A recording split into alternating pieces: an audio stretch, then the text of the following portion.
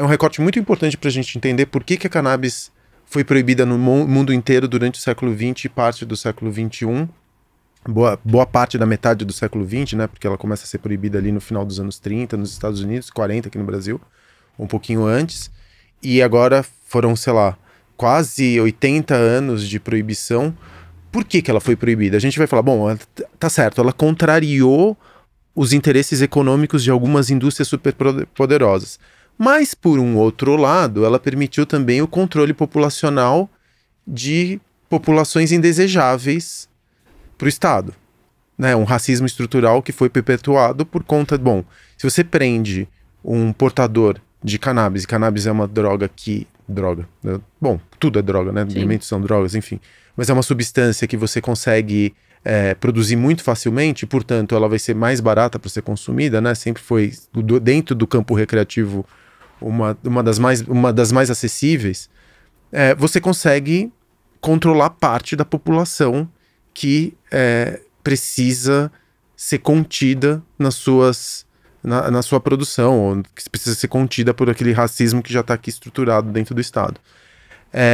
O que eu estou fazendo esse longo aposto para te perguntar, qual que é o estado da pesquisa hoje no Brasil? Um pesquisador, ele consegue estudar a cannabis livremente, ou ele tem que pedir inúmeras autorizações? Tem que pedir, ele não vai ter acesso aqui. A rigor, ninguém deveria ter estoque de cannabis no Brasil. Bom, agora a gente acaba caindo em regulação, né? A gente tem uma regulação que permite o registro de produtos à base de cannabis que vão para a farmácia e ainda não são medicamentos. Eles vão ter que passar por ensaios clínicos, mas para já existe esse espaço, essa zona mais leve do que um medicamento que foi criada pela Anvisa, vai ser revisada no final desse ano. E com certeza o resultado das eleições vão influenciar na decisão da Anvisa. Fato, né? Não tem como, a diretoria colegiada é toda indicada pelo governo, então não tem Segue uma política de Estado. A Anvisa vai sempre seguir, não é técnica essa decisão. Ela é técnica, mas ela é totalmente influenciada pelo político, não tem como. E pelo clima também que está rolando ali, né? Não adianta a Anvisa... Bom, a Anvisa também, ela regula medicamentos e alimentos processados. Né? Alimentos in natura, aí já é o MAP, Ministério da Agricultura, cosméticos e tal. Então ela tem um limite de atuação. Quando a Anvisa criou essa regulação de tá bom, esses produtos podem ir para a farmácia com esse critério, ela rejeitou também uma regulação de cultivo, porque ela falou, isso não é problema meu, eu não cuido de cultivo no Brasil, vamos falar com o Ministério da Agricultura. Aí você vai bater no Ministério da Agricultura do atual governo, você vai ter o quê? Eu acho que não vai rolar. Ter, né? Tem um projeto de lei também que tá rolando, eu mesma estive 2 vezes no Congresso para debater esse PL, a convite de parlamentares, então tem gente muito esclarecida lá, deputados como, por exemplo, Alexandre Padilha, que é médico, que foi ministro da Saúde e entendem muito bem do assunto, mas tem uma bancada ali muito organizada tentando fazer de tudo para que não passe. O que me parece estranho, porque me parece que o cultivo da cannabis, se autorizado, poderia ser muito lucrativo. Sim, do ponto de vista socioeconômico, ele poderia ser super lucrativo, né? Por que o agro, que tem que tá ali lutando pelo commodity do soja e tudo mais, não incentiva ou não cria um lobby para que a cannabis ela seja incentivada? Eu acho que o agro está interessado, mas ele tem outras pautas antes, né? Então, até voltando a algo que você estava perguntando, tá bom, poxa, dá para fazer biocombustível, dá para fazer tecido, por que a gente ainda não está mega explorando essa planta?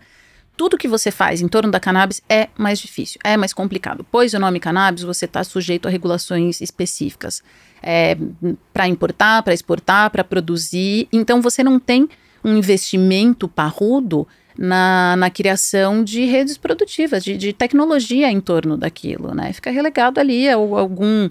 1 ou 2 ou 3 ou 10 pequenos entusiastas, cada um no seu canto. Exemplo, Estados Unidos, tá? A grande maioria dos estados já estão regulados, a grande maioria permite, inclusive...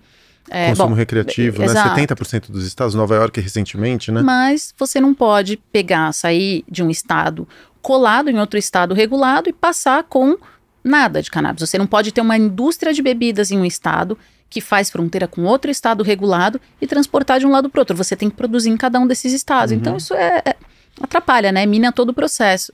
Pensando na indústria farmacêutica, é um negócio de propriedade intelectual. Investem milhões, bilhões, encontram uma molécula específica, criam uma patente para aquilo e seguem agora para cannabis. Você não pode patentear, tá aí, é uma planta, ela brota, né, sozinha. Tem até uma turma, como é que eles chamam? strain hunters que vão pro Congo, se enfiam no meio do mato para procurar cepas que estão lá brotando sozinhas. Que maravilha. E a cada cepas selvagens. 100, 200 vão ter 2, 3 interessantes. E você consegue cruzar muito, né, as cepas. Ela é muito maleável também, né? Ela é muito plástica, essa planta. Sim, sim. Ela é alienígena, essa planta. Se você parar pra pensar... Ela é humana. Talvez nós sejamos alienígenas.